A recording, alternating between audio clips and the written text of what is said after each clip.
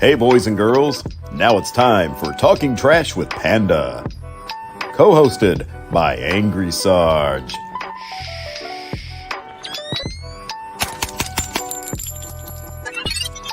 Yeah, let's go. Now here's your host, Tactical Trash Panda.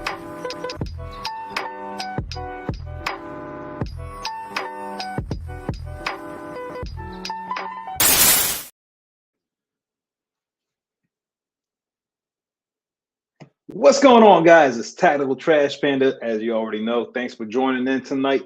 This is Talking Trash with Panda, episode 14. And I am very excited because we have a special guest tonight. We have Chris from the 740, which I will bring in very shortly. But before that, I want to give a shout out to our show sponsor, New Print Custom Firearms. Guys, if you are looking for any type of slide milling, Cerakoting work, laser engraving, plus more, make sure to hit up New Print Custom Firearms. They are amazing people, great guys. That being said, I want to also give a shout out to Freedom Crew University, where both Sarge and myself are chief instructors. Guys, I know with YouTube nowadays, it's hard to put out content related to building and getting into detail. So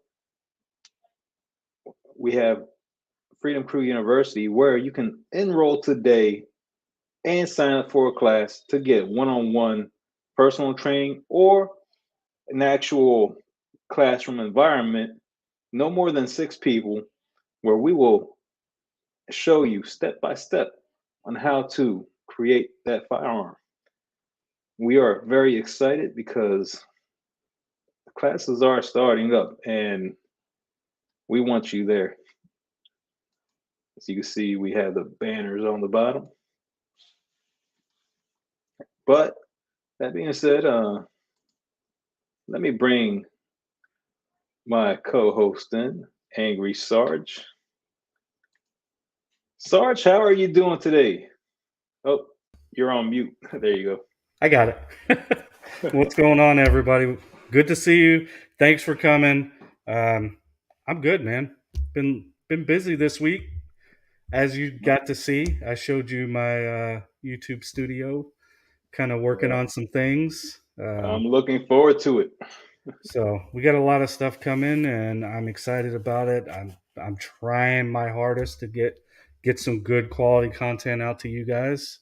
I know I'm slow. Sorry. I'm still learning how to edit and all that fun stuff, but I don't want it to be boring like how I talk, if that makes sense. I'm always struggling with that when it comes to creating content.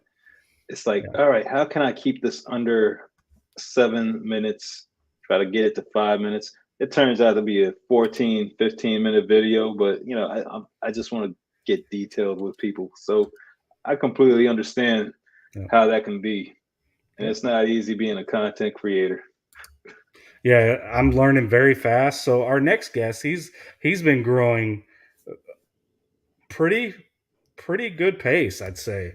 So he can definitely tell us and maybe even share some tips with us or something. So yes, I'm sure you can. I almost forgot to give a shout out to our audience today. Yep, go ahead. Let's do that real quick. Savanity, man, it seems like Savanity is always our first person on our lives, every single live for the past, I can't even remember how many, but 14 Savanity, episodes, I think. I think we're on most episode likely. 14. Yeah, we're 14 now. Yep. So. Man, but Savanity, thank you for your support, brother. We truly appreciate it. We have Marconi Armory in the house, another great guy. Yep. Guys, if you're looking for some parts for your build, make sure to hit up Marconi Armory because he is part of our community. And we are trying, we always want to support our friends in our community. We have Shogun Customs in the house, another Freedom Crew University chief instructor for stippling. If you are interested in stippling but don't know where to start, make sure to book a class with Shogun Customs today because he is one of the best stipplers that I know personally. Yes, I agree. He's very good, very good. I support him. Of course, everybody sees that I support Modern Pistoleros too. But Yes. both these companies and guys are my friends, and I love the work that they do. So I'm always happy to talk to Shogun Will and Mhm. kind of talk to him about some cool ideas. We actually came up with something pretty cool that I hope to hear him release one Yeah. day. So that'll be Yeah, awesome. and guys, if you don't know who Modern Pistoleros is, we had him as a guest. He was formerly known as uh, Frank Frank. Castle Yeah. Custom. Yeah. So if you missed that show, make sure to go back, rewatch it. You know, Frank's an amazing guy. So Yep. Yeah, we'll bring him in, him and Garrett, and we definitely got to get Shogun up whenever oh he's ready to start taking orders because yeah. he's gonna drop some fire. Telling you. Yeah, yeah, he is. We also have Xeon Zone. Man, you gotta love Xeon. He's always supporting us. Let's see. We have Miss Carbon Q in the house. Carbon, thanks for always supporting us. If you're not following Carbon Q, make sure to give her a follow because she is into the whole prepping community. Guys, if you're into prepping or you want to get into prepping, she's your go-to person for it. Yeah, we got a lot of great people. Misty Miss Wayne made it. Thank you so much for coming. Hopefully we see Ron too. That'd be awesome. So We have our Croak. favorite jokester, Croak. Yes. Yes. Guys, It keep can't an be a eye. show without him anymore. We got No, to have no. him coming in here saying something. Look, you look at the comment he left on there right now. If you're not early, you're probably pregnant. So if you're looking for some funny jokes, make sure to keep an eye on the comments. Yeah. We have Mike McClune, another supporter of us. I appreciate you joining, Mike. Thanks for your support. Yes.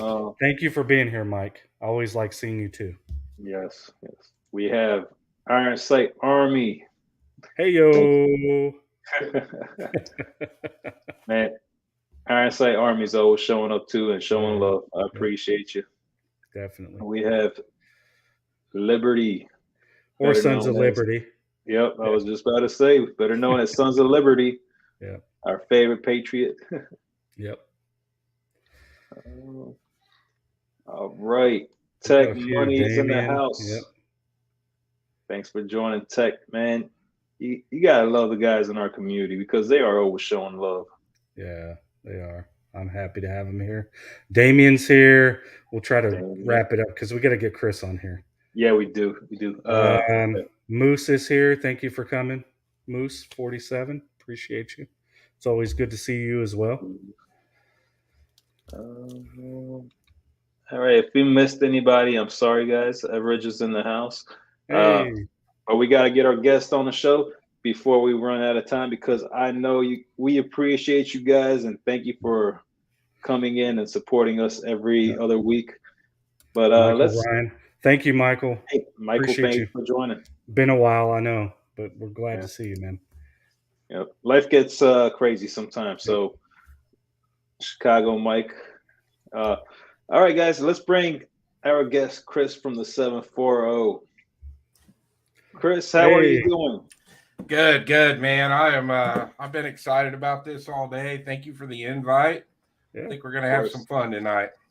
Yeah, and this is just you. That's the cool part is now you get to tell your story to my people. So they could be like, who is this guy and why does he have so many people following him? Yeah. I always enjoy being on other people's lives because then I don't have to worry about, running the show. But I also enjoy having guests because it lets our audience know who our favorite people are, who we're watching, who we're talking to, and the minds of the people that why we think the way we do, and who influences us as well. Yep. So thank you for being on the show tonight. Here you go. Here's something from Croak. He said, "You can call me Croak from the 614, but they changed the area code of my old hometown, so I'd be Croak from the 7402 if I hadn't moved." There's a lot of Ohio. The funny thing is like, think about this. Okay, I'm not from Ohio, but my wife is. So I meet so many people now that are from Ohio that are actually still there, and I'm like, I wouldn't complain if my wife was like, "Let's move there." I think the only thing I would complain about, obviously, is Texas really loves their veterans. Mm-hmm. So I get a lot more benefit down here than I would in Ohio. But they do like their veterans up there too. Just not as much as they like us down here. And honestly, the only thing I know about Ohio is Bone Thugs and Harmony. But you know what? Don't get me started on that, because my wife doesn't even know who they are, and she's from Cleveland. She is from Cleveland. I'm really? Like, yeah. And she's from the era. Yes. Well, not really. I mean, she's from like Usher. So just after that. So she's a little bit younger than me. That's fine. That is fine. We have Chicago Mike right here. Long bearded brother from the 4-letter state. What's up, Chris? What's going on, Mike? Good to see you, brother. Good to see Misty out there. Yeah. Mike, start to see some of my crew out there. That's cool. Yeah, I like that. I like how they come and support, especially like if I come to your show, my people come over. If Panda comes, like we both go, we get a whole gang of people that just cross over. So it's cool. I like this. Yeah, man. I always enjoy supporting our guys. Yeah. So I guess I guess we could start off with the first question, Chris. Can you tell us a little bit about yourself and how you got into firearms? Yeah, so kind of like most kids, we moved out into the country, out of the city, when I was 8. And we were actually, where our house was, it was bordering an old game reserve. And my dad was a hunter. So when we got out there, a lot of friends in the neighborhood. I mean, we were spread apart, but we would all meet up, and started out with I just told this story the other night. Started out with a Crossman 760 Pump Master. Then went to the Marlin Model 60, good old tube fed. Then my dad I wanted to start deer hunting when I was real young, so my dad ended up getting me a single shot 410. And but it was an awesome way to grow up. I mean, to have all that public hunting ground right next door to your house, and we would just spend hours. Back then we didn't really. I mean, we had video games and things like that, but we didn't play them unless the weather was just so horrible we had to be inside. I mean, we were always in the woods, in the fields. I shot all the way up until I was 18, and then when I ended up moving back to town, I got out of guns. I didn't really mess around with them much anymore. I didn't go to the range. I didn't really shoot. In fact, I ended up actually moving back into that house in 2009, I believe it was. My parents had moved south, and I took the house over and moved back out there, and I started hunting again. And then just started buying guns, and it's like once you buy one, you can't stop. And I just kept buying and buying. Like potato chips. So I took a pretty long break from it for a long while. I think I graduated in '93, and then I didn't really mess around with guns again until 2009. Wow. But then when I got back into it, I went all in. Yep. Yeah, I know exactly what you're talking about. Coming from a time or area where that wasn't a thing, and then coming to a free state where it's like you can have whatever you want. It's like, what? What is this? So yeah, I get it, man. I could definitely relate to the whole Crossman and Marlin Model 60, because that's how I really got into shooting. Like, it's not how I got into shooting, but that's how I started my perfection of shooting. Yeah. And it was an addiction. With 22 being so cheap, you could go to the range and shoot all day. And I remember coming home from school, like when I was in middle school, I'd come home from work, set up a target in the backyard, and just plink for like a good hour or so, just having fun. Yeah. Right. And so, Chris, like you said that you're into hunting. Other than deer, what kind of game is out in Ohio? I don't really now. See, now everything's kind of shifted. Now I don't really hunt at all anymore. But back when I was a kid, growing up out on that game reserve, we would a lot of rabbit, squirrel. That was kind of my dad had a group of guys that they would go out and they do fox hunting and stuff at night. And then we started kind of getting the invasion of coyotes, and then coyote hunting got real big out there.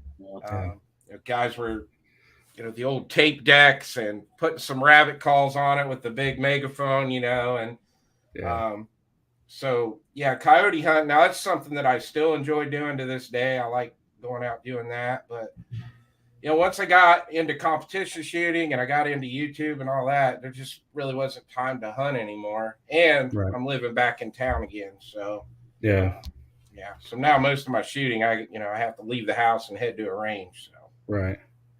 Well, I can tell you the last time that I was up there last year, there's a deer problem up there, up around that Cleveland area, because they're just running around in, some of these suburbs.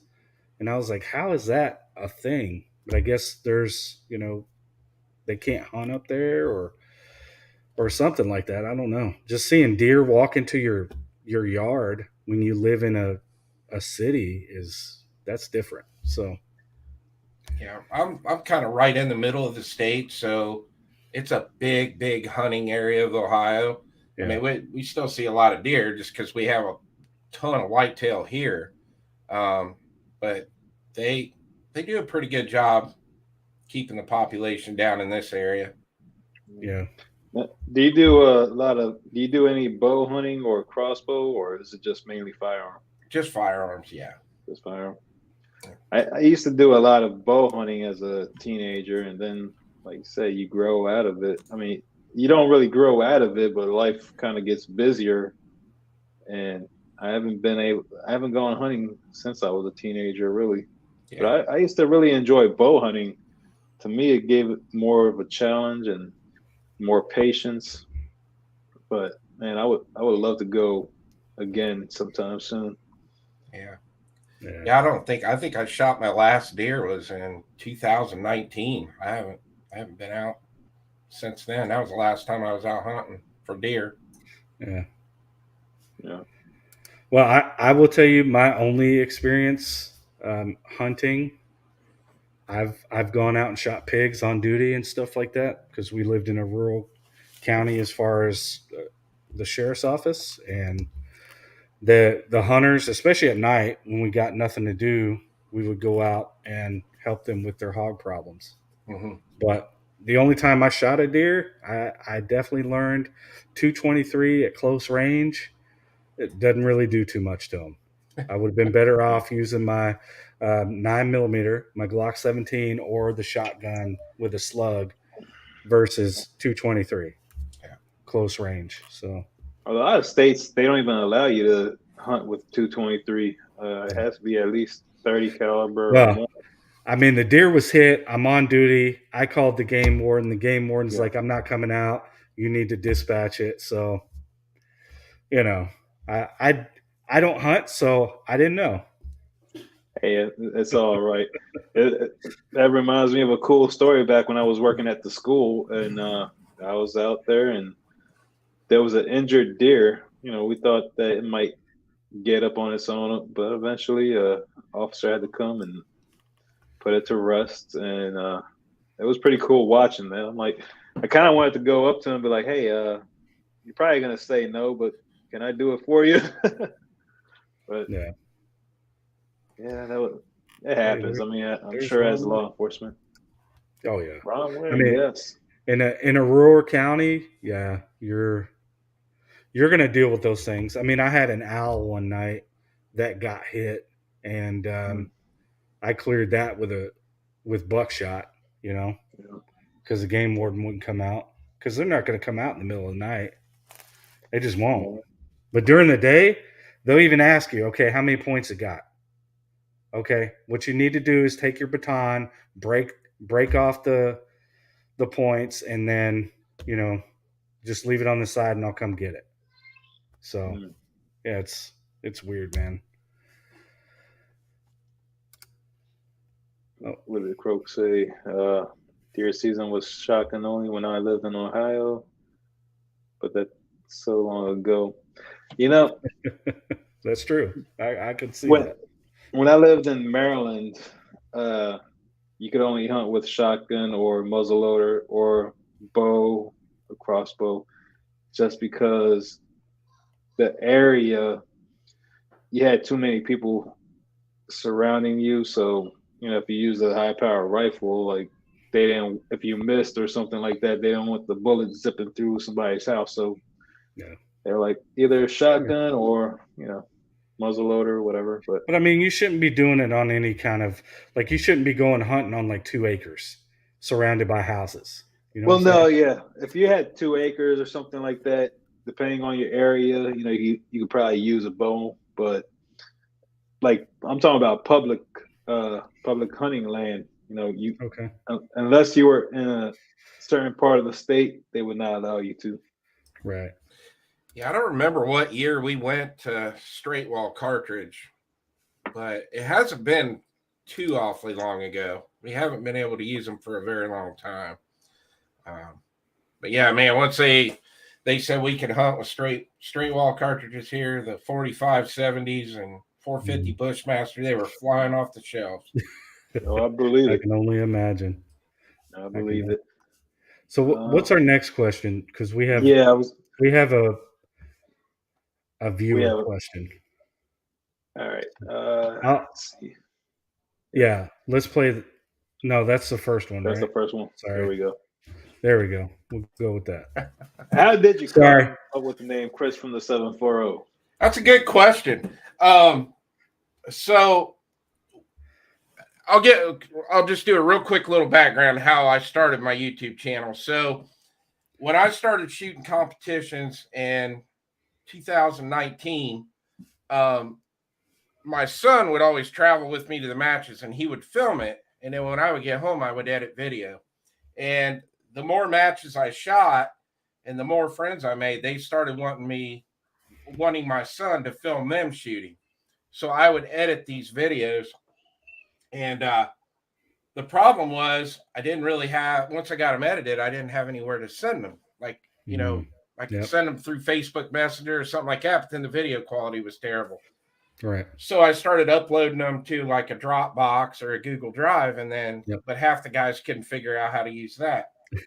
So I had a YouTube channel, just an account from watching other YouTubers. I thought, well, I'll just put all these videos on YouTube. And so the original channel was called 740 Squad because it was just a group of us guys from around this area shooting competition.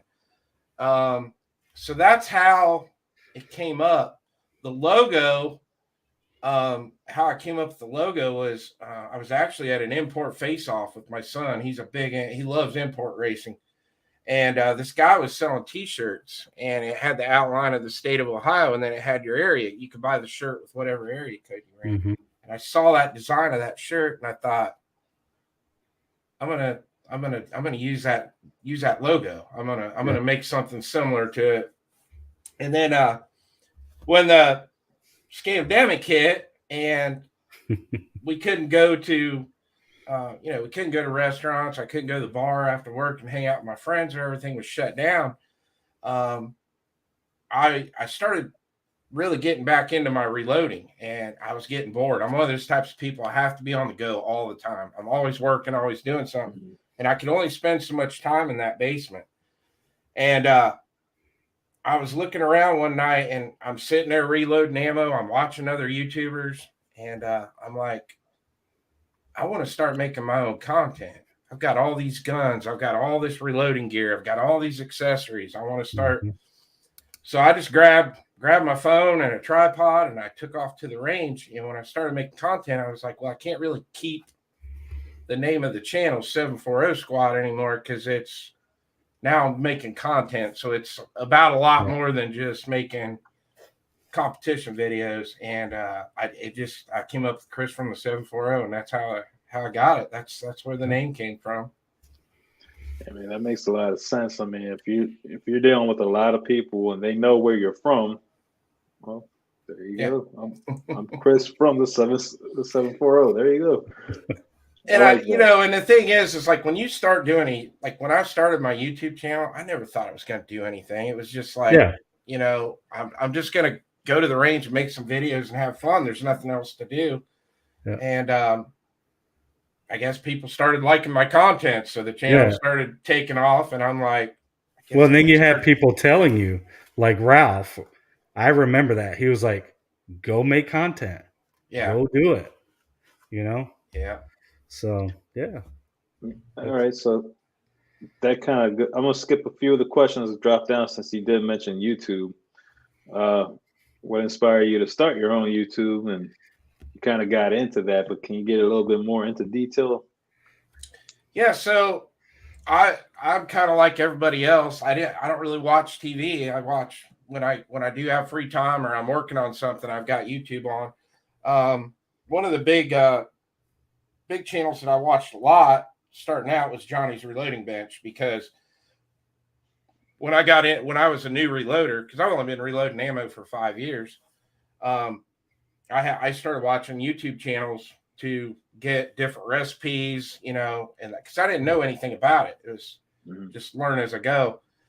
Same kind of went into how I found out about all you guys. I was on Strike Industries site one day ordering some parts because I love their parts, and I saw that Strike 80 frame, and I'm like, oh, that is one beautiful frame. I got to get my hands on that. And that was gray. I wanted that gray. I ordered one, had no idea how to build a polymer 80. So I started watching P80 Ralph was my first channel I started watching. I think I probably watched every video that guy put out 3 or 4 times. And then I found Marine Gun Builder, and I started watching him, and I really liked him just because him and P80 Ralph are kind of opposites of each other. So I like that. I like, having a variety there. And so I fell in love with both of those guys' channels. So those were my big inspirations starting out. I think we all, when we first get into YouTube, we don't know anything but the big channels at first, the IV 8888 and the Honest Outlaws. And I watched all those channels. And the funny thing is now you become friends with all these YouTubers.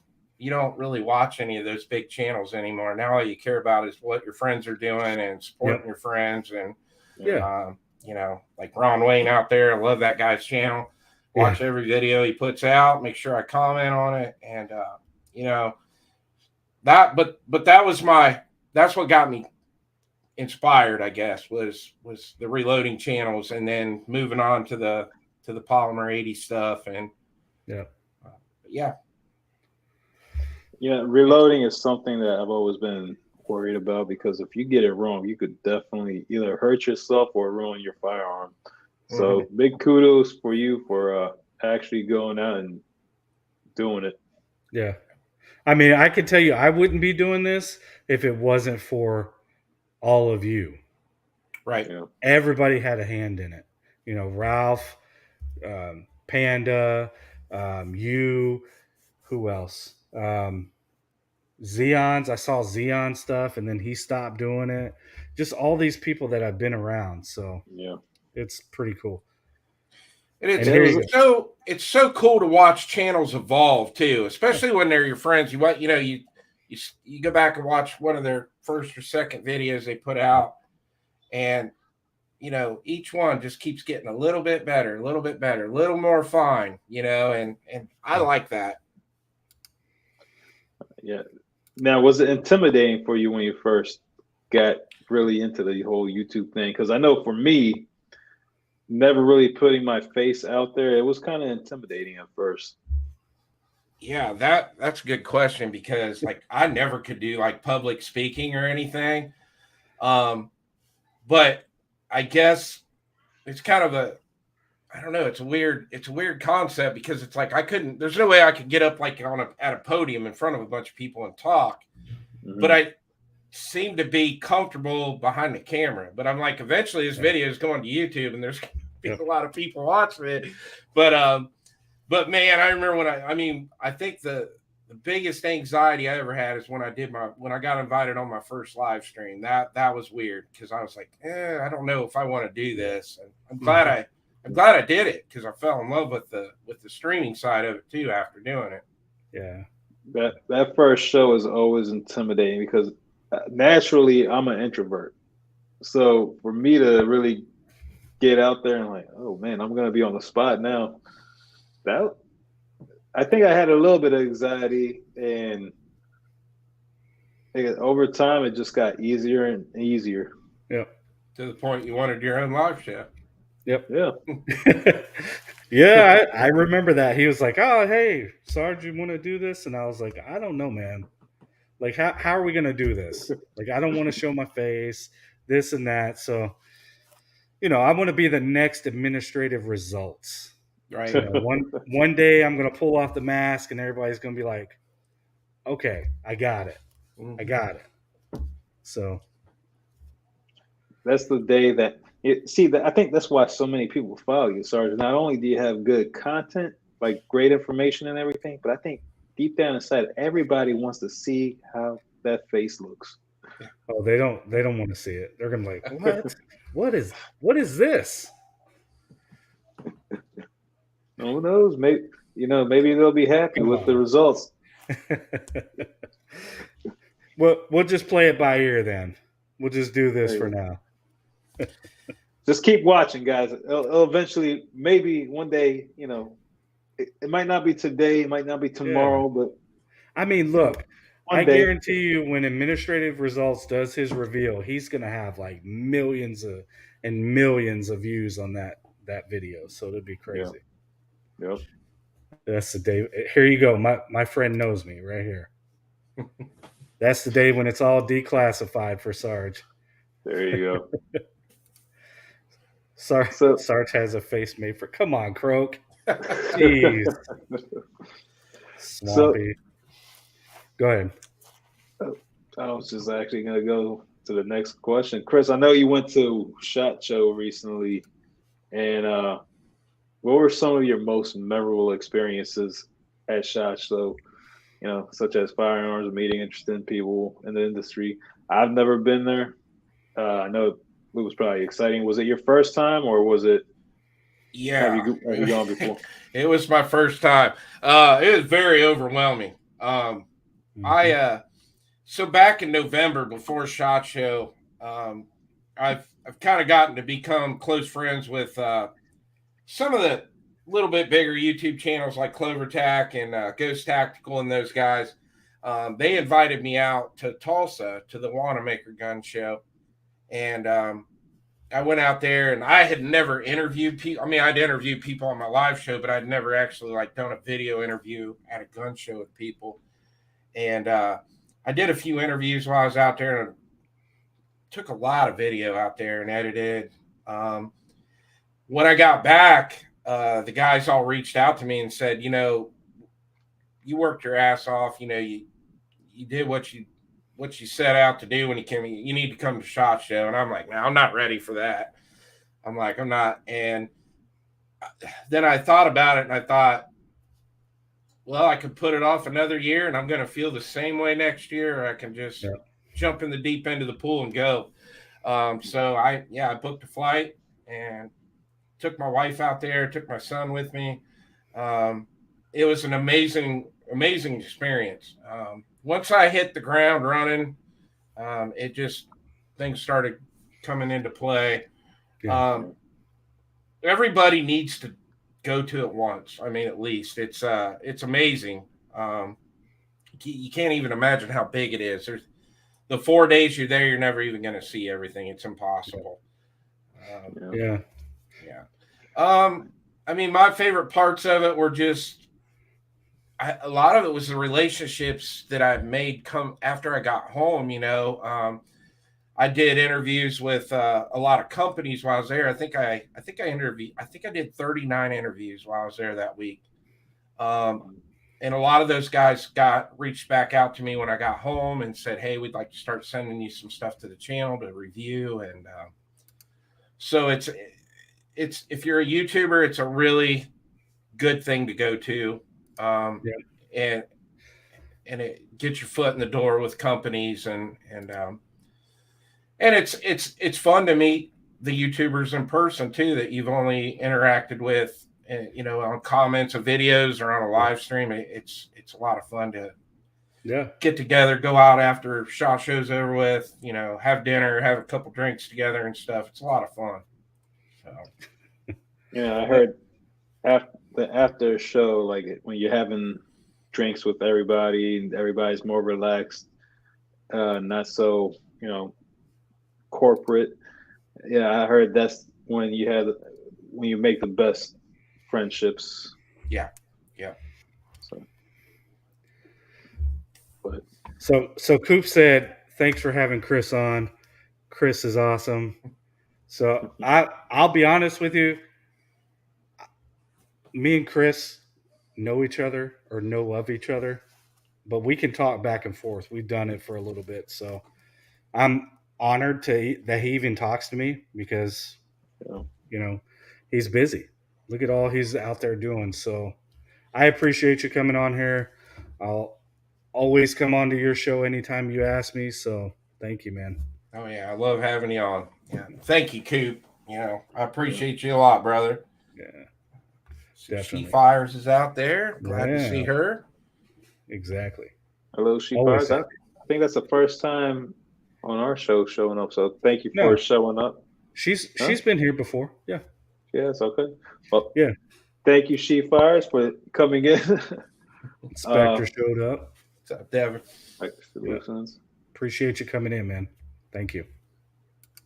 Man, I'm in a big dilemma, really, to be honest. Speaking about SHOT Show, well, there's another thing that's fairly new. It's called GunCon, and it's hosted at Brownells. And I was invited last year, and I couldn't make it. This year, I was planning on going. And then I realized, oh my God, that's on my wife's birthday. That's a tough one, man. Yeah, and I'm like, man, I know she told me I should go, but deep down inside, like, I know, like, that's her birthday. I feel like I need to be here for her. Right. Right. I'm like, there's always next year, and that's how. So hopefully next year it'll be on a different date, and I won't feel so bad going. If it's around the same time, it's going to be like birthday weekend. So you got to at least go once. I mean, you're a BOP member. You need to go there, make those connections. Yeah, trust me. If they invite me, I'm going to find a way to make it. Oh, best believe, like I want to go. And I was kicking myself in the butt last year for not going, but I had a vacation planned before I even knew about it. Yeah. And I just couldn't make it. And this year I was like, all right, I'm not going to miss this one. Next thing I know, I'm like, oh man, why did it have to fall on that day? Yeah. When is GunCon? When it's June 23rd, I believe. Okay. Wait, TriggerCon's the other one I was thinking of. That one's in September. Right. June. All right, so Range Day is June 23rd. And the actual GunCon day is on the 24th. But if I was to go there on if I was to be there on the 23rd, I would completely miss my wife's birthday. Yeah. So look at what Croak said. You made the right call, or you take her for a fun-filled tour of Iowa. Okay? That's the angel on your shoulder talking, even though he's not very angelic. Well, now I'm going to put the devil on your shoulder, and you got my buddy saying, just do it. Man, I know. She told me to go. She's like, I know you do this for YouTube. And I asked her, I was like, honey, would you like to go to Iowa? She's like, absolutely not. She's not really a gun person. Yeah. She puts up with what I do. She understands what I do, but she's not really, that's not her thing. Let's say if it was like a name brand clothing company and she would have been all down for it, but firearms aren't really her thing, so she did not want to go. And I understand that I support what she's into. She supports what I'm into, but she was like, no, I'll Look, pass on that. here's the devil again on your shoulder. You see the route this is going? You could just blame it on me. Be like, Sarge was just pushing me. Peer pressure. Well, here's the thing. She was going to help me with a plane ticket. I was like, Yeah. she was like, what do you want for your birthday? My birthday recently passed. Yeah. And she was like, what do you want for your birthday? I was like, and she's like, by the way, no gun stuff. I was like, well, I don't want anything for my birthday now. Right. I was Okay. like, So, well, yeah, go ahead. I'm getting out of it. I'm sorry. I don't want to keep us on too long as far as questions. Yeah. I want to make sure everybody gets their chance to say something. But Savinity wanted to ask you this, Chris. What machine do you have for reloading? So I have two presses. I use a Lee Loadmaster for all my 9mm, which is my progressive press, so I can get it done a little faster because I shoot a ton of 9mm. All the rest of my ammo I load on a RCBS turret press. So all my rifle rounds and 10mm, 45, all that stuff will come off of that. But the progressive I got to have for the 9mm. I mean, I went to the range this morning and burned through 400 rounds of 9 this morning. So I got to be able to recoup it as quick as I can. But yeah, it's a great question. Okay. You want to grab that other one, Panda? Was it, Here, I'll do it. yeah, so, Swamp Dog wants to know, do you find any difference in your gun preference or setup now that you're more competition oriented than hunting?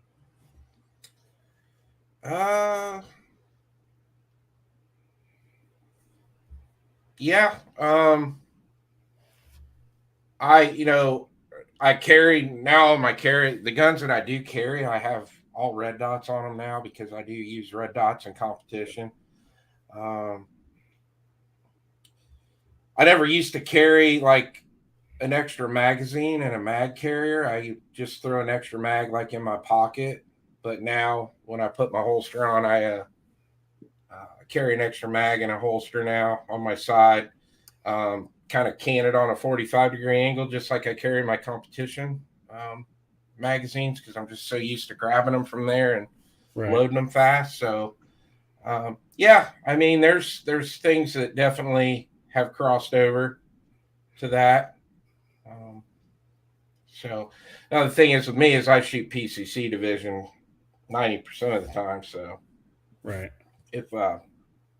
But okay. Well, we got a question for Panda, by the way. all right. Well, Panda. Yeah, good. Okay. Will Panda be giving classes on how to grow a beard like him? I don't know. Chris looks like he has a much lengthier beard than me. It looks like he has more experience. Look, if you guys really want to know my beard regimen, let me know. I might even make a video channel, like non-usual channel video about how my beard regimen goes. Seems like that's a normal question. I mean, look at it. Like that thing is perfect. Don't you agree, Chris? Like it's like perfect, squared up. Yeah. Like, man, I don't even know what else to say about it. If I didn't trim it, like if I didn't cut it every time I go to a haircut, it'd probably be like Chris's. But Chris, man, that's a great looking beard you got there. What's your process on how to maintain that manly mane of yours? So mine will get real curly if I have to brush mine a lot. And I use beard oil Yeah. What is it? Suavecito, I think it is. It's what my barber uses. So, Oh, I um, didn't even know Suavecito had a beard treatment. I know they got the yeah. So, pomade for the hair. but yeah, mine will get. Yeah, nobody ever wants to see what mine looks like when I wake up in the morning. I can tell you that. I So, know the feeling. I know how you feel. But I do use beard oils and beard, what they call it, beard butter, and it's from Maestro's Classic. So if you don't know about Maestro's Classic, then look them up. They got some great products. But I use Suavecito on my hair. I mean, they got great pomade. yeah. Uh, Chris, what is the worst plumbing job you've ever done? Oh I can man, only I can only imagine that one. I've seen some bad stuff. And I'm not been a even a lot of plumber. them. I would have to say one that pops into my head was probably 12 or 13 years ago. I ripped a curb stop out of a main. Um, Thought the line was plastic coming out, and it was actually copper. I grabbed it with the one of the teeth on the excavator, got a hold of it, Oh man. and I had water. I couldn't pump it fast enough. I was using my trash pump to get rid of it. It was coming in faster, so I ended up having to call the city water company out to shut that main down and get it repaired. You want to talk about a mess? I mean, there was just thousands and thousands of gallons of water running down the street. The hole was filled up all the way to the house. I've been in some gnarly stuff, but I've been doing it since 1990. So, yeah. There's been some bad ones. I can only imagine, like, so you do plumbing, I do hydro excavation work, so it kind of goes hand in hand. And I've heard some horrible stories about hitting main lines. And if you did that a long time ago, I know Hydro X hasn't been out for very long, and I could tell that that could be a bad day on a job Yeah. site. Croak said, "My beard is just oh." Yeah, sorry. I just popped it up there so people can see it. It's socially frowned upon. Look, Croak, don't feel bad, man. Don't feel bad. Yeah. I don't grow it because it starts to bother me after a while. Well, So I'll do like a short and that's it. Just keep it short. And then once it gets a certain length, I'll trim it and just keep it trimmed up. If I don't, and I just try to let it go, my face will go crazy. see, that's why you gotta use products in there too. So Yeah, I've but made you can't be using products in like Afghanistan or Syria or anywhere like that. well now Like you're in America. you're all Don't dirty and I know, but I'm you're not growing beards here either. You kind of got to blend in over in those places. yeah, you're right about that. But I think now at this point I may just make a video series on it just for the hell of it. Yeah. Hell, it might even help out the channel. Yep. Can't hurt it. No, anything non-gun related might not hurt it actually. Yep. So, All right, all you right. want to start with Chris? What's that? What you working on? Spectre wants to know. As far as gun you're working on or building. Not really working on any guns right now. Been doing a lot of reloading here lately. Everything I got's kind of done. So I think my last project was when I did the Apex trigger and the M&P 45. I think was the last thing I really had to finish. Gotcha. I'm waiting on some. There's some new guns that I saw at SHOT that I'm just waiting on them to come out. I'll be picking one up next Saturday, a week from tomorrow, when I go down to AIM Day in Cincinnati. Okay. Still waiting on my SAR 9 SOCOM. I wish that thing would hurry up and get out. So, yeah, that's a bad thing too. You go to SHOT Show and you fall in love with all these guns, and then you don't have any idea when you're actually going to be able to get your hands on them. Yep. So true. That is true. It's like when PSA introduced the dagger, man. That thing took forever. Look who showed up. A-OK. Omega, hey, how's it going there? Good to see you in the comments. Yeah. EZ showed up. Thanks for coming, EZ. You're late. Super late. We talked about this earlier.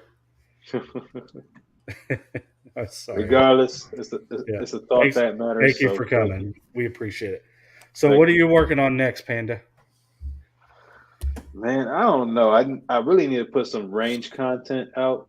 I've got all these builds and I just can't record. I don't have the time to record range time or actually even go to the range right now. But I just recently finished building a Polymer 80 PF9SS, and that is about the same as a Glock 43.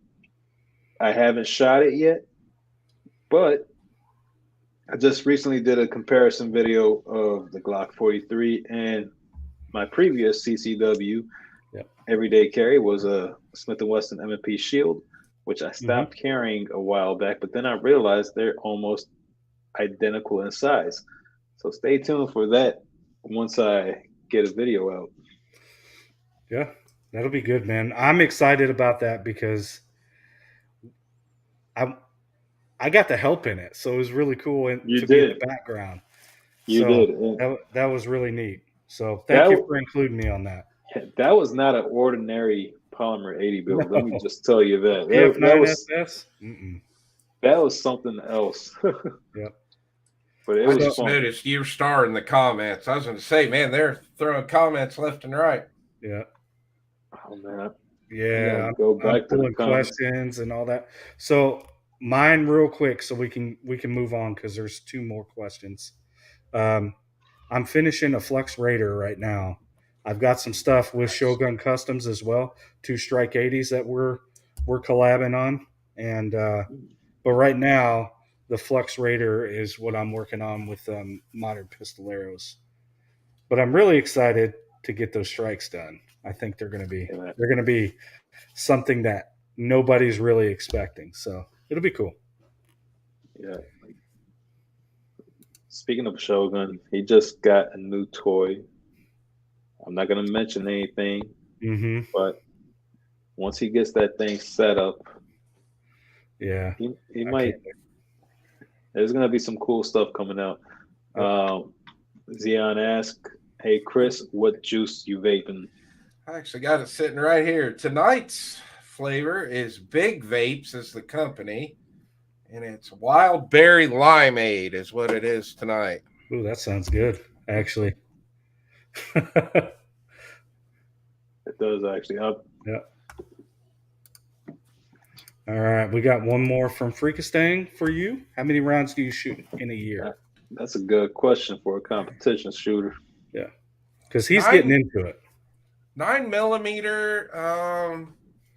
I'm gonna say versus what about 30,000 rounds of 9. I'll go through in a year. Oh wow! But that's making content videos and my competition shooting together. It's like I said this morning, I went out, ran through 400 rounds this morning, just in a few hours, I think I shot 3 videos this morning. And then live fire practice and competition. But yeah, 9 I go through a lot. I'd say it's 90% of the ammo that I shoot. Right. So I am shooting a lot more 223 now these days. So I'm probably going to have to get another press set up to run a progressive to run my 223 because it's just taking too long to do it on a turret press. Right. Same with 300 blackout. I love shooting 300 blackout, but I'm loading it on a turret press right now too. So I thought I was a shooter, but I don't reload. I can't even imagine how much money maybe I'd save. Well, it's like I tell everybody, you don't save any money know. reloading. You just shoot a lot more. And that would be me, because Yeah. I normally, between both military, law enforcement, and then just staying on track because of SWAT and stuff like that, like I was shooting anywhere between 12 to 15,000 rounds a year per weapons platform. Mm-hmm. So you're talking about M4, you're talking about Glocks, you're talking about shotgun, all that stuff. So I'm running everything that I'm going to run between 12 to 15,000 rounds a year, but most of that was given to me, through the job and stuff. So yeah, it's totally different when you have to spend your own money or you have to put in the work. I used to think 30,000 rounds too a year of 9 was a lot. And then when I started talking to some of these pro level USPSA shooters, I mean, there's guys out there running 70, 80,000 rounds a year, but I can't even fathom that. I feel like you need to really have a sponsor if you're running that many rounds. And you got to go automated on your press. I mean, you can't sit there and crank that thing by hand that many rounds. But I feel like nobody has that much time to hand crank. Like you're spending big money at that point. Yeah, I remember when I used to listen to the USPSA podcast in the morning. I'm like listening to these round counts these guys were going through. I'm like, this is mind blowing. Yeah, but that's how they get better too. So yep, exactly. Freaky Stang is asking what's your PCC setup, and is your carry optics a regular Rival or Rival S? So my carry optics gun is actually the TP9 SFX. It's the one before the Rival. Nice. It's just a great gun. I haven't broke it yet. It just keeps chugging along. I don't even know. I'd say that gun's got to have somewhere between 10 to 15,000 rounds through it now, and I still on the same striker and everything in that gun. I do have a different trigger in it now. My PCC setup's pretty cool. It's actually the bottom gun there. I actually run a Ruger PC carbine. A lot of people don't know that. It just doesn't look like one anymore. It's in a tandem cross chassis. It's got an MBX comp on it. It's got a tandem cross Victor trigger. Strike Industries. Everything on the rear is Strike Industries. The stock, the buffer tube. I built my own I'm left-handed, so I had to build my own extended mag release for it. So I took a mag release from a company called Jawbone and went in and did some work on the chassis to make it work on that. So I have an actual left-handed paddle release on it, so I can get my mags out as quick as I can. And my optic that I'm running is the lead and steel Promethean LP1. Yeah. See, so I want to look at that optic, like really look at it and figure out if that's going to be the right thing for me. But I'm like you, I'm ready for their pistol optic. Yeah, and I hope that excited. I hope that I get a chance to take a look at it, because I'd like to feature it. But I also understand that I'm not as out there as other people. So I'll talk to Mike, Tactical Considerations, and see what he can do, since he has a little bit of leg up. But I know. Cool. I know he's definitely one of Mod's bigger channels that he works with. So I was hanging out with the Mod last weekend at Buckeye Blast, and it's getting close. We're gonna. I'm thinking probably end of June we're gonna be seeing that Pandora hit the shelves. So yeah, that'll be pretty cool. I mean, because I don't have a lot of pistol optics, but I got more pistols than I do rifles, if that makes sense. So it'd be cool. Yeah. But I liked how excited you were talking about that Pandora with him. I was like, you could tell he is ready. He's like, just give it to me now, please, so I can walk away and go do this. Yeah, and I love Ahmad. I mean, he's got a very innovative mind. He's always thinking way ahead. Mm-hmm.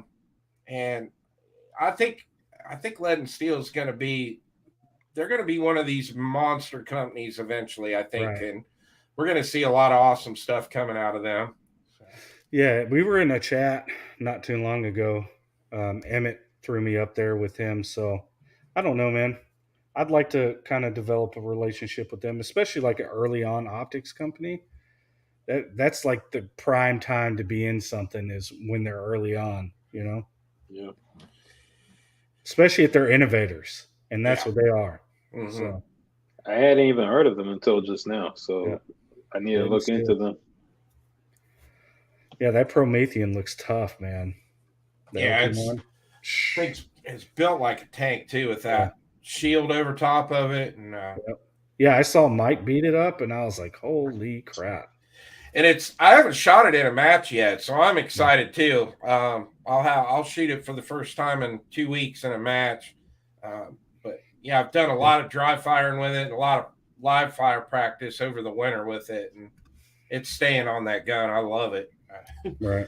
Monster might not be too happy with me, but yeah, it's just an amazing dot, and it's going to stay on that gun. Right. Well, I mean, the other thing too is you're coming in and you're giving everybody a shot and reviewing their stuff. So if they get mad because you find something that you really like, then that's probably not the relationship you want to have with a company, you know? Yeah, and I want to support Lead and Steel too, just because they're an Ohio company. Yeah, exactly. So. Kind of like AIM, you know? Yeah.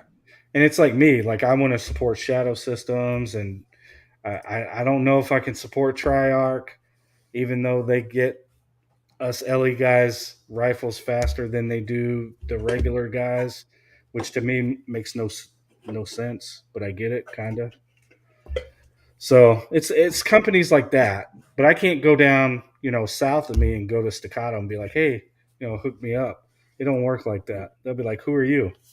It doesn't matter that you're LE or anything like that. You got to have some growth to be able to get on their AO, even Shadow Systems. So I see Croak's question there. Now is the SCS, is that new competition red dot they just came out with?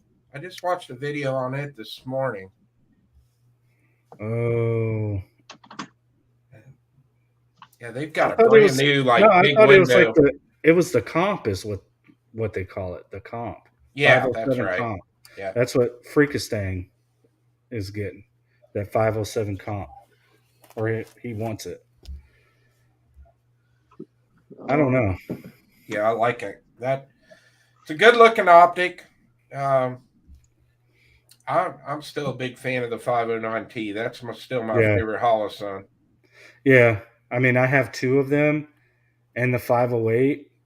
The 508's on my duty gun, which, I mean, I could put the 509, but now I have to get a plate for that to throw it on there. Because I don't think it comes with the MOS right off the bat. But then I'm taking it off my M17. So yeah, I'm like kind of torn. I don't want to pull it off the guns that I have it on just to throw it for a duty weapon. Plus holster compatibility. You know? You start running some of those window ones, you might get lucky and it fit into an acro, but do I want to pay the money to, get a Safari Land acro holster and then find out it doesn't fit? So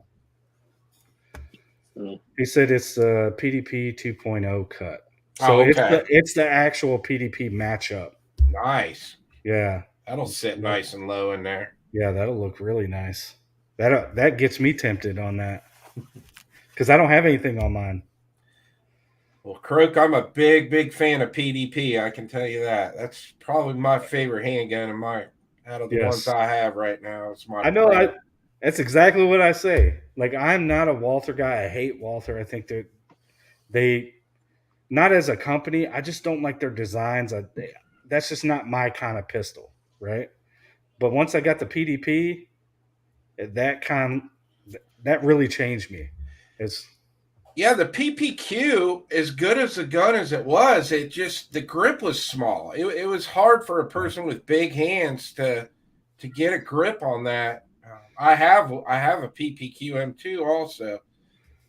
Yeah, they knocked it out of the park with the frames on the PDPs. So Yeah, I agree. Oh, look at this. He does have a staccato, but he makes a really nice holster for the staccato too. So yeah. So if you're looking for a holster company, you might want to talk to him. He does a good job. I'll endorse him for sure. Now was Eric our last?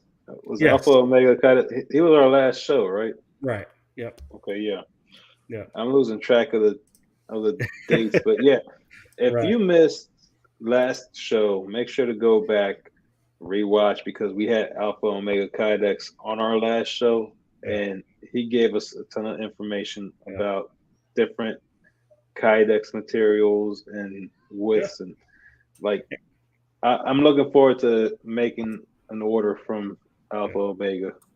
And I'll say this: anybody that bought holsters from me during the HCM time frame, his holsters are great. That's why I looked at it, was because they look on the website just like ours did.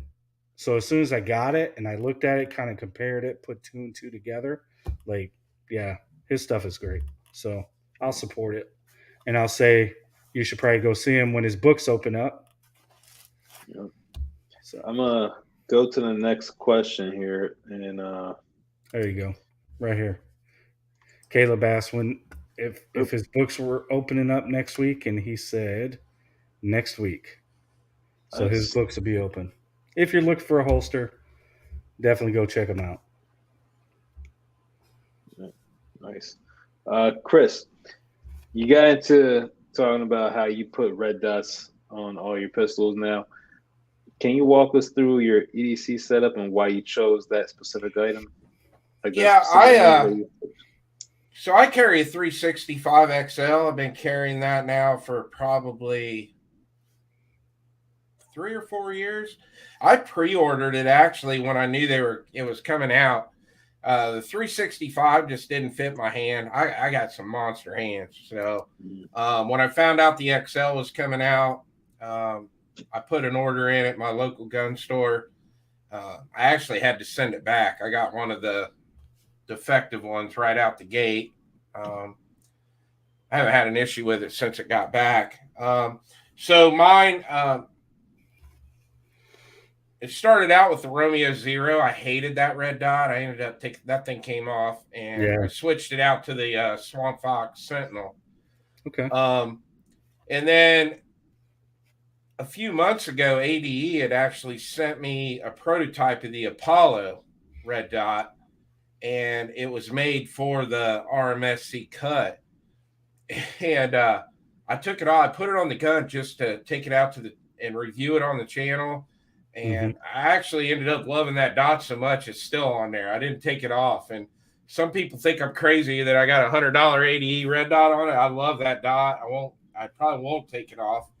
I did put an Armory Craft frame on it, and then I did put the pinky extension on it just to give me a little more grip. So yeah, so SIG 365 XL, pinky extension, ADE, Apollo Pro red dot.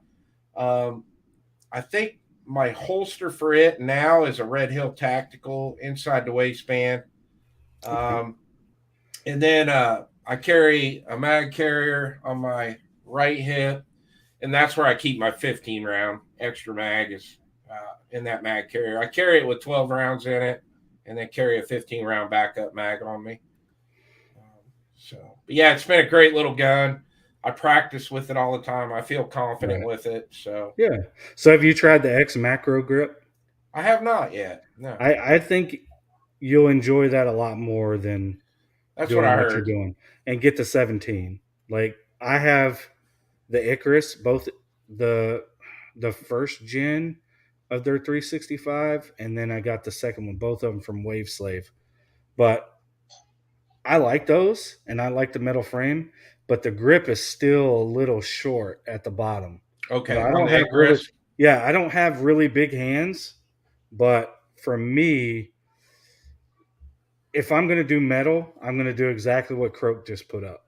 I think Mischief, the Machine Commander grip module that he shows, is really nice. But the X Macro, if you don't want to go that metal and pay that $400 for it, is a really good option to plus up, especially if you have bigger hands. Yeah. Oh, jeez. Yeah, so many people are getting to the 365 nowadays. That's something I may look at. I've been considering it for a Well, while now. Between the if you do, 365 and the G48. if you do, I'll hook you up. I'll send you my stuff. You can do some videos on it, do some content on it, and then send it back.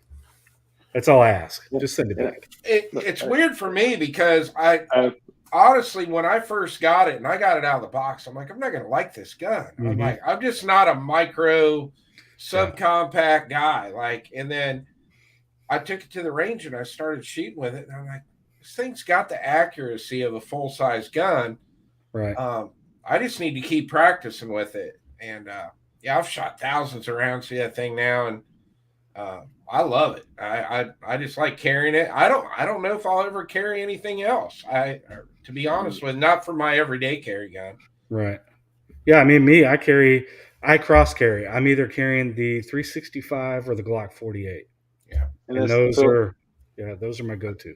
Those are two totally different styles of firearm too. It's so, and that's the thing. Like, I'm a Glock guy. Like, I can shoot great with a Glock. If I switched over to a SIG, I know I'm gonna have to hit up the range a lot just to get that trigger press and everything.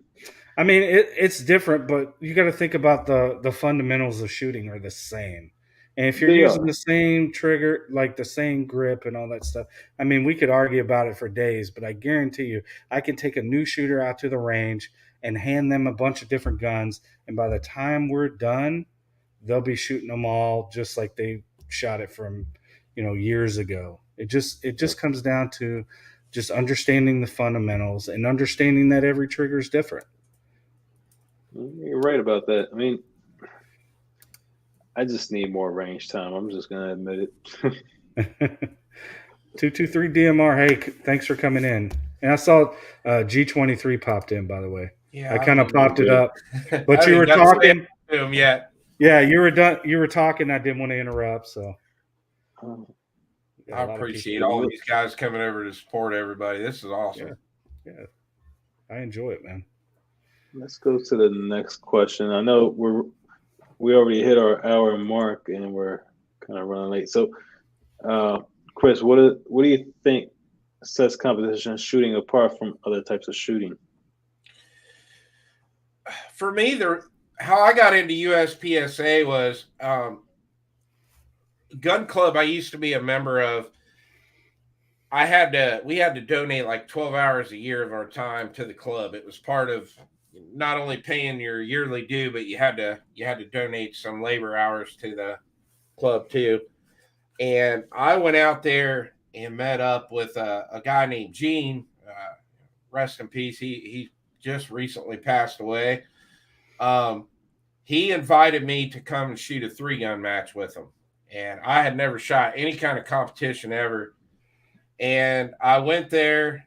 I had everything I needed except for the right shotgun. He let me use his shotgun. And that's where I met my best friend, Keith. If people that watch my channel, they've seen Keith on my channel 100 times with me.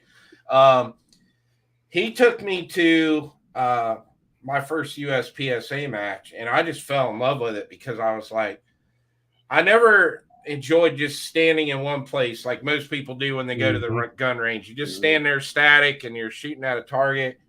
And I was watching these guys run, shooting around these walls, opening doors, shooting through ports. Yeah. And I'm like, I got to learn to do that. Like this just looks like so much fun. And I've shot a lot of different matches. Like I said, 3-gun. I've shot some outlaw steel matches, steel challenge. But yeah, USPSA is pretty much all I shoot now. Yeah. So to answer that question, it's called practical shooting for a reason. A lot of people say, well, it's not that practical, but it teaches you how to shoot on the move. It teaches you how to shoot around barriers. Teaches you how to reload really, really fast, because most stages you're not going to. Now, for me, shooting PCC, it's a little different, but if you're shooting any of the pistol divisions, you will not get through a stage without reloading at least once, if not twice. So yeah, that's what made me fall in love with it, was shooting on the move, because I had never done anything like that in my life. And I think it's great training, to be honest with you. It will cross over into your everyday life. See, that's what I think prevents me from going. So me understanding that there's a crossover, right? A potential. Well, when I look at their boxes and they're like, okay, here's your corner, here's your barricade. I'm trying to punch out and step back. Like, that's not going to work, because you got to stay within that box, and there's rules. Like, for me, I get stuck on things. Like, I'm going to do what I know. Yeah. And to retrain that, it can be done. It can be. But I guess it's me not wanting to do it. I'd rather have like maybe a tactical USPSA or something like that. Something like that kind of thing. So you can do those. They give you a little bit more leeway, and then you're not stuck. As long as you're safe and you're doing everything safe, I think, to me, that would be better for somebody like me that's done it this way for so many years. Yeah, with me, I don't, I have no military background. I have no LEO background, anything like that. So it was just the transition for me to shoot the style of shooting that I wanted to do. Mm-hmm. And I love it. I don't know how, probably 50, 60 matches in now, and just started the new season, and I'm excited. Yeah. But yeah, who did I talk to? I think I talked to Freakish Thing about that, or somebody. But that's the hold up on me. I shot one competitive match for the Army, and I did well number wise, but I had issues with certain engagements, because it's not the norm for somebody who's been through all this training to do that one set match that way. How you clear an obstacle and stuff like that. So that's what got me, I guess, dinged for points, was because I did it the way that I'm used to doing it versus the way that they were trying to tell us to do it. And I'm like, you gotta let me dry run it and then critique me and say, hey, this is what you did wrong. And you can't just say, okay, here's what it looks like, now go do it. Yeah, I saw Crook's question out there. He said that, talking about, I think things are starting to change a little bit now. They are letting us shoot from appendix now if you want to. I know Spectre Solution and I's good friend Jesse, he shot Buckeye Blast last weekend. He shot it. He uses duty gun. He's a cop. He shot production, just his regular Glock with iron sights. And now you have the limited optics, which is going to open up a whole new thing now. With now there's a place for all the people that want to shoot their staccatos, and so yeah, they're coming around. I think they're trying to make it better. So, sheesh. I'm sorry, Ryan Wade. And then Misty had to. This is what I live with 24/7. Oh, that's so funny. There we go.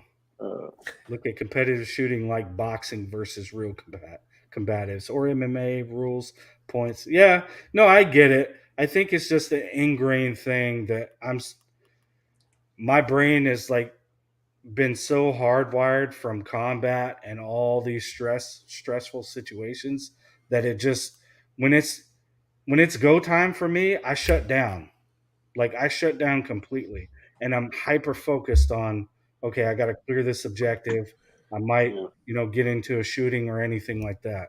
And I think that's what's helped me survive versus, the, I guess, competition side where it's like, okay, well, I got to come in here and learn it.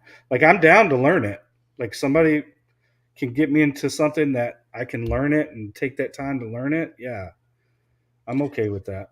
And But that's the thing for me is like I tell a lot of people, even though like the other night we did the chat, we had some big high yeah, high level shooters on there. So yep, I don't do it for the competition anymore. For me, it's a getaway on the weekends. It's a stress right, reliever, and it's just good practice for me to move around and put myself in awkward positions shooting right, from.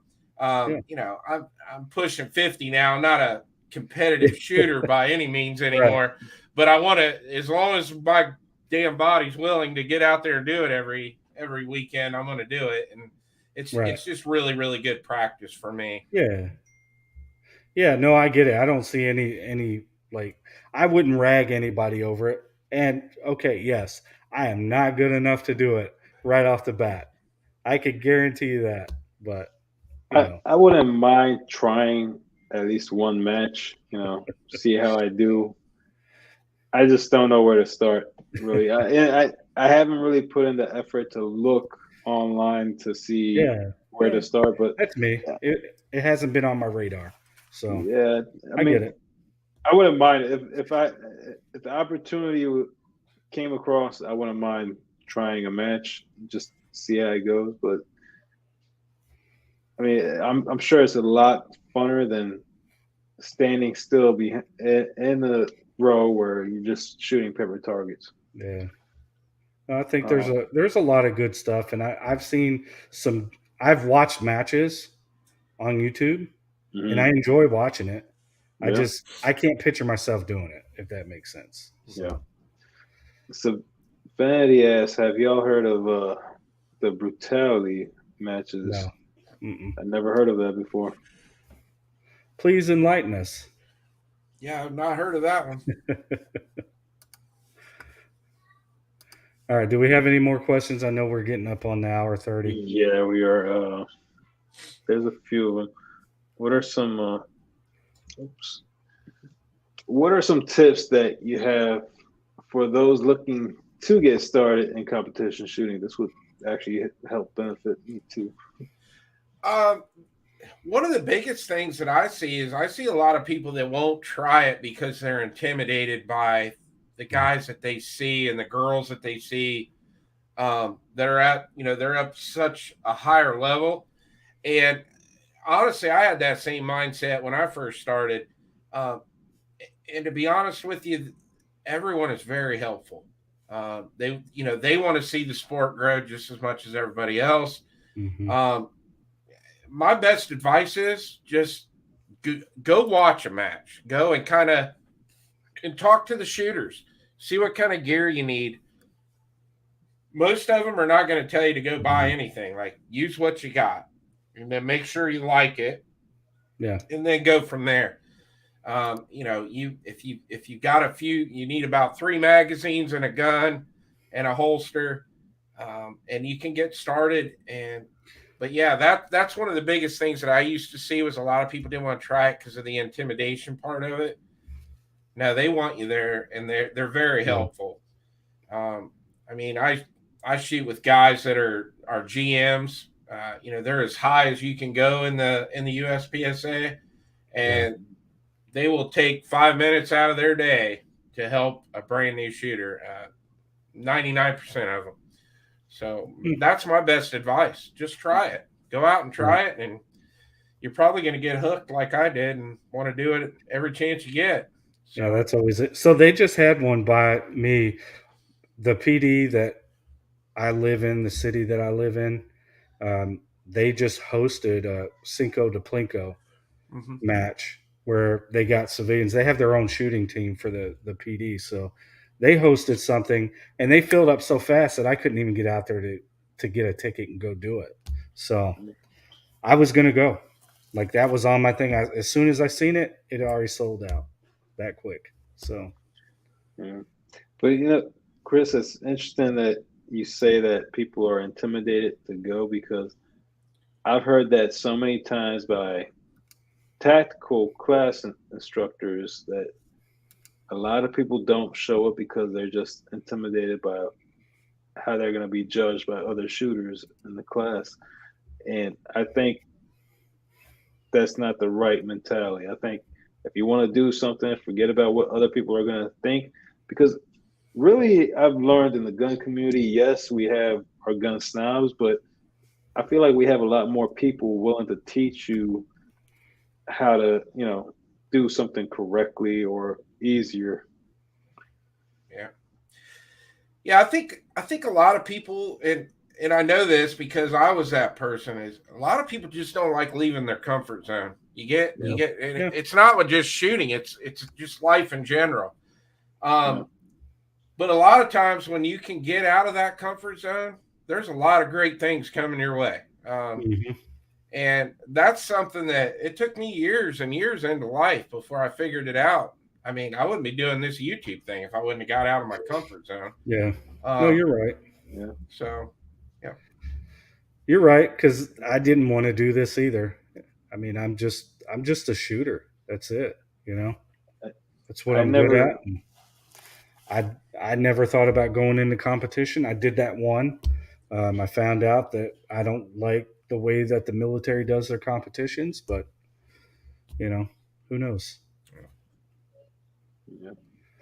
Um, Last question that we had on our end for Chris is your YouTube channel is growing and you have an awesome channel.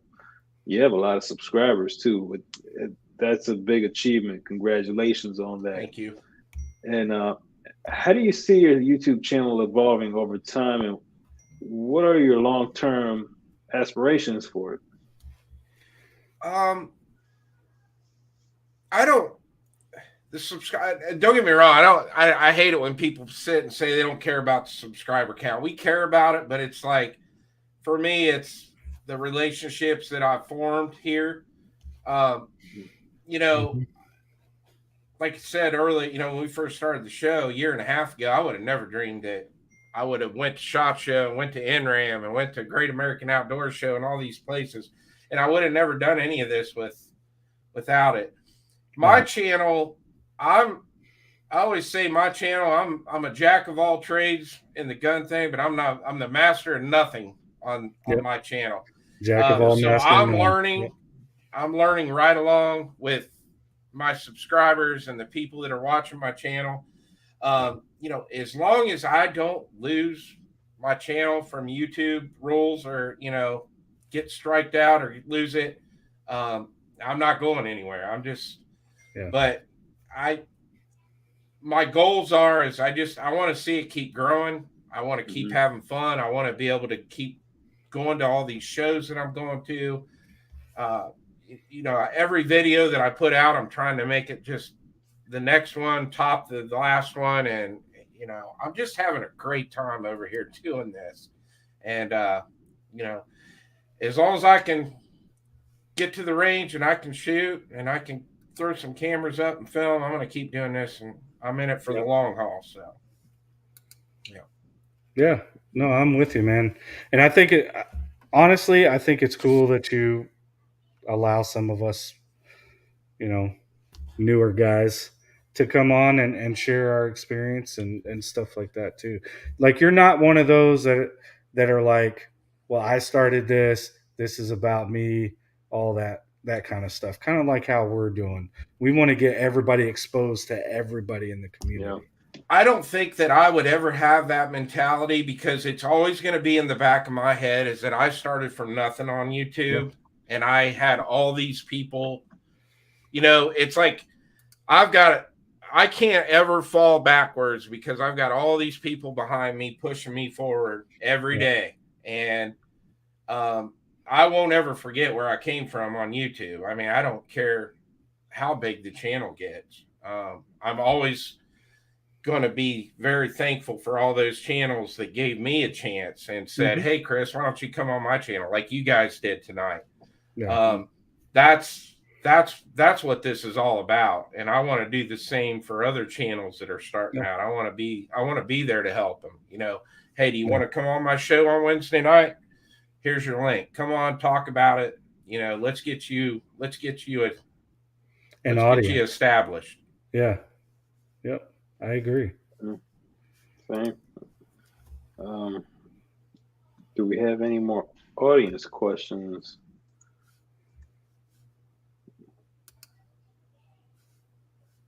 But better than one. Oh, geez. No, Alpha Omega said that too, and I've heard that before. A lot of people always say that the jack of all trades, master of none, but they always miss that last part where, but a jack of all trades, a master of none is still better than just being a master of one. Mm-hmm. Yep, I agree. Okay. Well, I think that's it for our questions. So, and we're at the hour 30 mark. So yeah, let's wrap it up. Chris, if you want to tell everybody how they can, find you on what platforms and all that stuff, it is in the description. I'm going to tell you that if you're watching this, we put the links in the description. So if you want to click on them and go find them, that works too.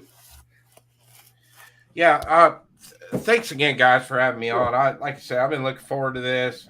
Love hanging out with you guys. I want to thank everybody out in the side chat too, especially getting to meet the people that are following you every week, and for my subscribers that came over here to support me tonight over here. That's what it's all about. Yeah, definitely. And I'm easy to find. Chris from the 740 on YouTube and Instagram. And thanks again, guys. Man, appreciate it. Here we go. We're gonna let him. We're gonna let it go. Okay, Eric, you got the ball. We're gonna kick it. There you go. So, my personal opinion on weapon mounted lights, I do carry with a light. It's just I don't know. I know you hear both sides of it. I'll put this from a tactical perspective, if we want to call it that. I'm just going to put it in a common sense perspective. How often are you out, right? Are you always out during the day? Are you out at night sometimes? Like, do you want to be that person that's like, oh, well, I carry it every day, and then an emergency happens and you're out in the middle of the night for some reason, and then you don't have the light versus, now you're in a building and all the lights go out or something crazy happens. You never know. I mean, being law enforcement and military, like, you want to have every advantage that you can have, right? And I see it as a advantageous tool as well as a red dot too. Like, red dots are the way. Yeah. So my personal opinion, I would carry a light everywhere.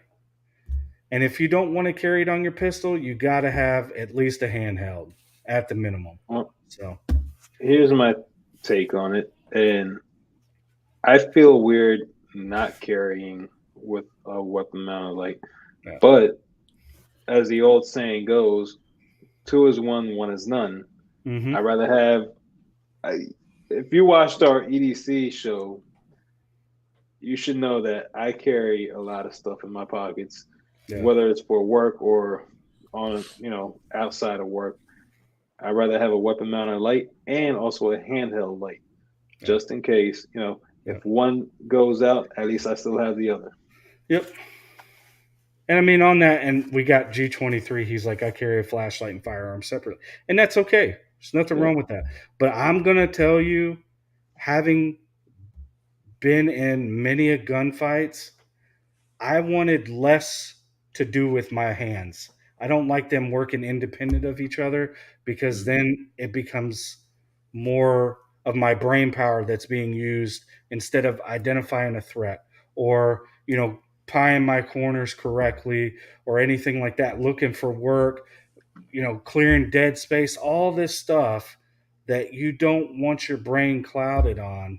I mean, And I get it. Most people are not going to be in the same situation as me, but I'm always coming from that side of the wheelhouse. Like every advantage that you can get, take it without a doubt. Yeah.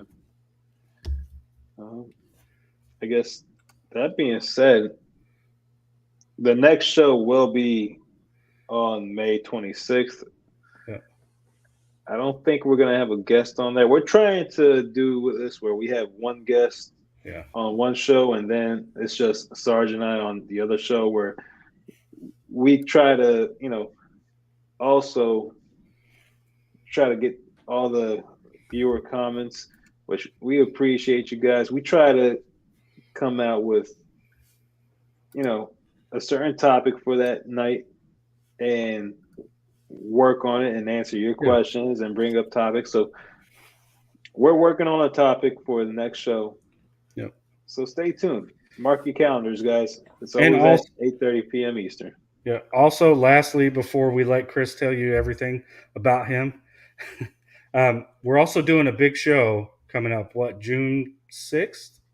Is that when we're doing it, or the 7th? 7th. It With was, you? I think Yes. so. So June 7th, we're going to be on Chris from the 740 show with the FCU crew. I don't know if I'm going to be there. I might be in the side chat because we do have a lot of people. So we want to make sure that we get a majority of the instructors on there. But I will be there, whether it's in the side chat or I make it to the video. So just want to let y'all know Panda's going to be there. Marine Gun Builder, DLD After Dark, Flying Rich, Benchies, Shogun Customs, the whole crew. We're all going to be there. I'm looking forward to that one. Yeah, that's going to be an epic show. I'm excited for that one. Yeah. All right.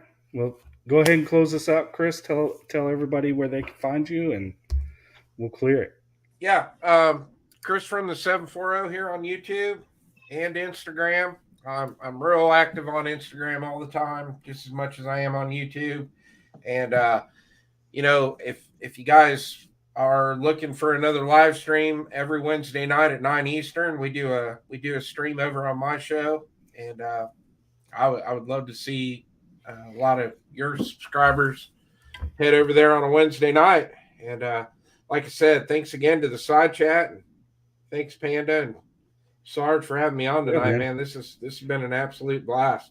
No, we appreciate you coming on, and we hope to see more of you, or even some of your other people like Ron Wayne if he wants to stop by. Hint, hint. She Fires. Any of those people, if you want to come on the show, just make sure you let us know, and we'll get you a form to get on. Either reach out to Sarge or myself, and we'll get you that form. She Fires is an awesome guest. So. Oh yeah, I like her. I like her videos too. Like just getting to see more of her stuff is pretty fun. I like it. It's light. It's not serious or anything like that. It's just fun. So yeah, her and I have become close friends. She's like a sister to me, and I love seeing what she's doing over there on her channel. And to answer this question, Warsaw, yes, I'll be posting over to Rumble too. I've got to move a lot of content over there as well. So we'll be over there because I can't post real specific stuff here on YouTube. So I got to put it somewhere. Yeah, I mean, so I haven't thought about. A lot of people keep telling me about Rumble. I haven't messed with it yet.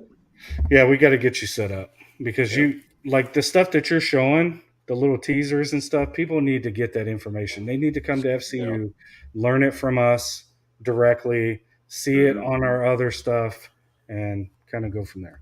So, all right, guys. As always, thanks for watching. We truly appreciate you coming every other week to support us. It wouldn't be the same without you all. Looking forward to see you at future shows as well, and so we can answer all your questions and keep this thing going. Sarge, did you want to say something? Yeah, I agree with you, Croak. when they open up the platform to where you can post longer videos and all that stuff, I think that's going to be a great platform on Twitter based on where it's going right now. So I agree with you. And on that, thank you all for coming. We appreciate you. Please touch down with us. Make sure you get in our Discord if you want to chit chat and learn about building and stuff like that. We're still around.